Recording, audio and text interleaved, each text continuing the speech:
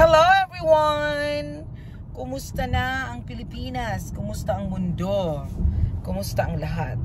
It's Monday. It's Monday today and hindi nag-snow pero malamig. So, pag-uusapan po natin ang latest pasabog ni Saldico at ang mga rally, 3 days rally ng INC. So ano na Pilipinas? Ano na ang ating take out dito sa pasabog ni Saldico? Maraming nagsabi na it's an AI, marami din ang nagsabi na haka-haka lang daw, sabi ng mga politiko natin, taga ang ating na-elect na mga senadors, na mga congressmen. So isa lang po ang aking opinion dito. Maybe it's about time na imbestigahan na rin ang mga na-involved doon sa video. And para maramdaman naman natin na ang sinasabing accountability at kung totoo silang naninirbisyo sa Pilipinas, kailangan sila maging transparent. Akala ko ba for transparency ang ICC, ang investigasyon sa Senado? So kailangan magsimula tayo kung saan ang punot dulo ng korupsyon na ito, 'di ba? So ngayon may sinasagawa na prayer rally for ano yung theme nila, for accountability and transparency, ang INC together with some of the supporters ng mga Duterte at some of the concerned citizen.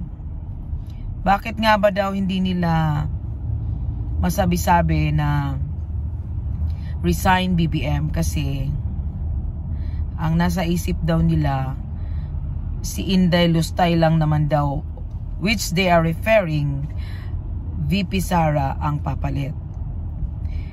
Si Sara, as we all know, matagal na siyang nag-expose. Matagal na niyang in-expose yung issue na yon about Saldico and Romualdez. Diba? Noong 2024 pa. Ang ginawa, instead na pakinggan siya, is pinailan siya ng impeachment. Diba? Question yung kanyang confidential fund, na which is 128 million lang naman. So ano na ngayon sa ano na ngayon kay Bongbong Marcos na presidente natin? Billion ang pinag-uusapan. So wala lang na nakasuhan lang si VP kasi gawa nung kanyang 128 million. Pero ngayon sa billion, mabagal ang usad, 'di ba? Kaya pala siya nag-initiate ng may mag-iimbestiga sa ICC, selected few lang, kasi isa pala siya, di ba? ICI, hindi ICC. Oh, ICC, ICI. So isa pala siya na what is that? Prospect, or isa pala siyang candidate for investigation. Marami ang nagsabi na malinis daw ang sabi nga ng kanyang executive sa presidential secretary na kung guilty daw, bakit daw siya ang nag-initiate ng investigation? Bakit daw siya nag-gather ng mga tao na mag-investigate sa corruption kung kasama siya? Para daw maiiwasan na hindi maibalik sa kanya, is kailangan siya mag-initiate. Hindi naman natin sinasabing guilty siya, pero nadawit na kasi siya alam naman natin ang role ni Saldico sa kanyang buhay, 'di ba? So, kung may isiniwalat, dapat iimbestigahan. Huwag tayong mag-conclude na mga haka-haka lang 'yun. Ang bukod tangi po nating magawa sa ngayon is to pray more na sana mapanagot ang mga original talaga na involved sa corruption na ito. Kasi sabi nga, yung mga contractors, of course, kumita din naman sila kasi related din doon yung ano nila eh. Naging contractor din sila eh. Pero meron talagang punot dulo or kumbaga meron talagang main character sa flood control, sa mga projects na ito.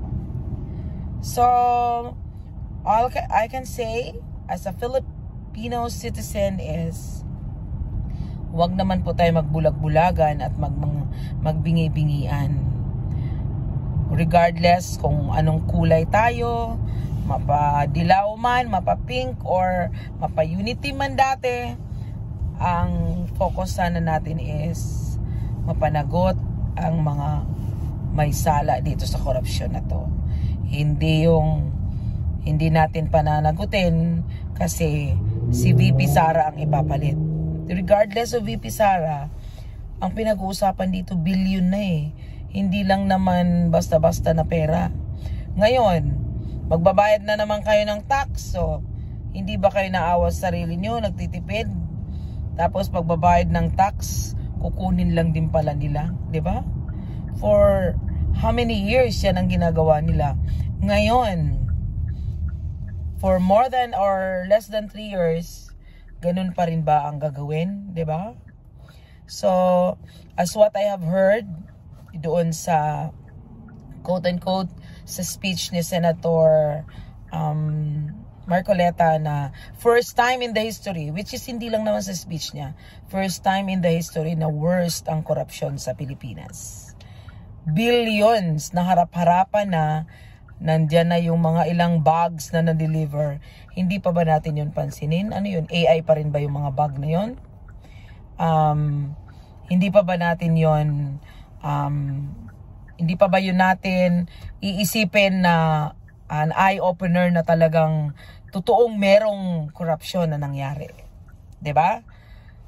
Marami nang nagsabi, pero under control kasi yung Senado at saka yung ICI kasi kakampi ng administrasyon. So, all we need to do is to pray more na sana i-touch yung mga puso nila, yung mga isip nila na to surrender or aminin kung ano yung ginagawa nila at managot sila sa kanilang mga ginagawa. So yun lamang po, and thank you for watching. Ito po ay isang kuro-kuro lang bilang isang kuro-kuro or opinion ko bilang isang Filipino citizen. Thank you again. God bless everyone. Till then, bye.